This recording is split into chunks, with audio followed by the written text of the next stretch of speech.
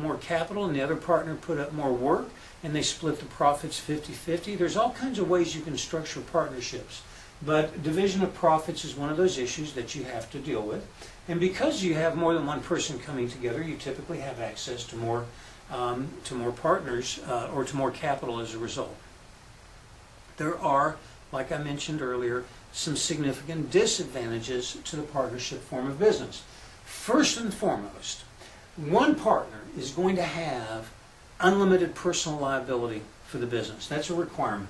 And so now if you don't have a limited partnership, then the fact is that all partners will have unlimited personal liability for the actions of the business. What that means is that if you start a partnership as a lawn care company and somebody is mowing a lawn and tosses a rock through a windshield of a car and hurts somebody, then both partners have unlimited personal liability. So partnerships can be great in the fact that they can allow you to share the burden of work and share the burden of capital and all that sort of stuff, but it also means that one or more have unlimited personal liability, just like in a sole proprietorship.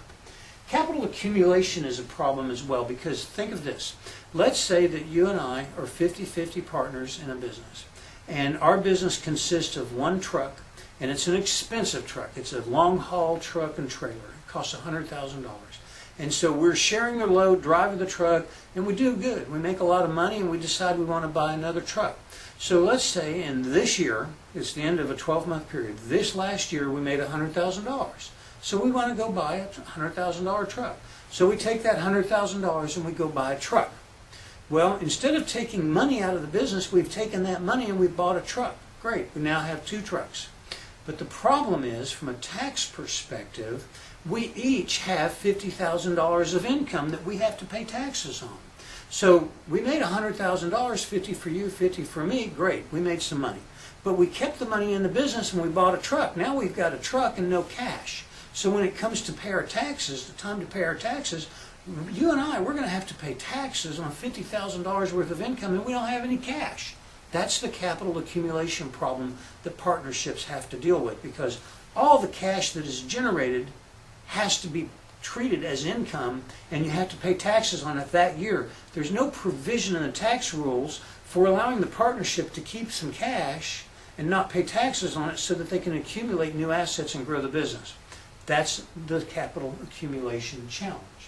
You also have trouble with disposing partnership interests. Partnerships are personal service contracts. That means that if I decide to go into business with you as a partner, I'm going into business with you.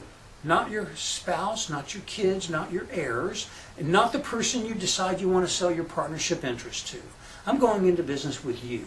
And that means that if we're going to dissolve the partnership because I want to get out of business or you want to get out of business, then the partnership dissolves. And that can leave a pretty messy situation, especially as two partners or more that start a business 20, 30, 40 years later, they decide one of them wants to retire. How do you deal with that? So there can be some very thorny partnership issues right there. Then you have the issue of personality conflicts. Partners often decide they want to go different directions in the operation of the business itself. And so if you have a 50-50 or a one-third, one-third, one-third partnership, and some of the parties want to go one direction and others want to go a different direction with the business, it's really difficult sometimes to iron that out within the context of the partnership. And a lot of times you have to literally dissolve the partnership, and then everybody takes their assets and runs and does what they want to do. Well, dissolving a partnership can be a messy legal situation. And last but not least is the law of agency.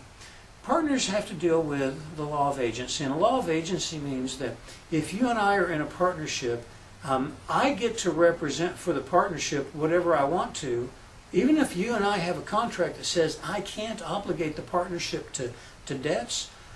That doesn't impact the ability for me to do so. I may have a legal obligation not to do it with you, but let's say, for example, I want to go and buy a truck for the partnership.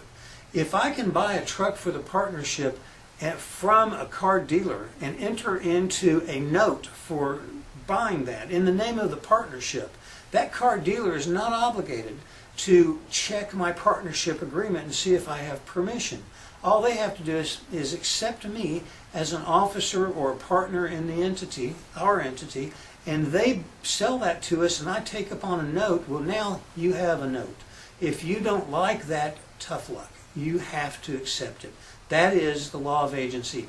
In a partnership, I become an agent that can bind you to contracts and obligations even if you don't want me to, because that's what partners are. They're agents for the partnership as far as other people are concerned. So the law of agency can be a big deal.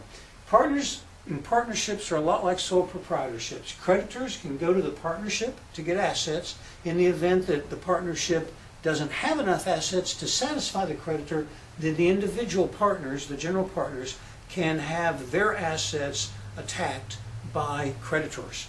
So a lot of the same issues, negatives with sole proprietorships exist with partnerships, except that you have the complication of having other